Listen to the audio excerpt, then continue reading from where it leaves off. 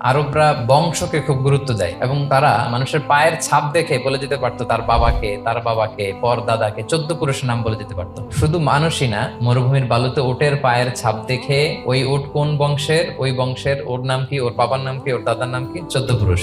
এবং তারা দুজন মানুষকে যদি ঢেকে রাখা হয় সারা শরীর, শুধু পায়ের একেবারে শেষের দিকের ছোট আঙ্গুল দেখে, এটাকে ইলমুল কিয়াফা বলে, ওই ছোট আঙ্গুলের শেপ দেখে ওরা বলে দিতে পারতো সে কোন বংশের, তার বাবার নাম কি, দাদার নাম কি, 14 পুরুষ। তারা এই লিনিয়েজকে প্রিজার্ভ করতো আর কি। এইভাবে এই বংশ পরিক্রমা মুখস্থ করা, জানা, জিজ্ঞেস করা, এটাকে গুরুত্ব দিত। তো তারা আল্লাহকেও আমাদের মতো এরকম একজন সত্তা ভেবে আল্লাহ হাবিব সাল্লাল্লাহু আলাইহি ওয়াসাল্লামকে জিজ্ঞেস করতেছে যে, মুহাম্মদ তুমি তো বলো যে আল্লাহ নাকি সব সৃষ্টি করেছে, তো আল্লাহকে কে সৃষ্টি করেছে? অথবা বলো যে আল্লাহর বাবাকে, আল্লাহর দাদাকে, আল্লাহর পরদাদাকে, আল্লাহর বংশটা বলো। তো তখন এই তাদের এই প্রশ্নের জবাবে আল্লাহ তাআলা সূরাতুল ইখলাস নাজিল করেন যে কুল হুয়াল্লাহু আহাদ, নবী আপনি বলুন আল্লাহ হচ্ছেন এক, অদ্বিতীয়, ইউনিক। তিনি কাউকে জন্ম দেনও নাই, আবার তিনি কারো কাছ থেকে জন্ম নেনও নাই।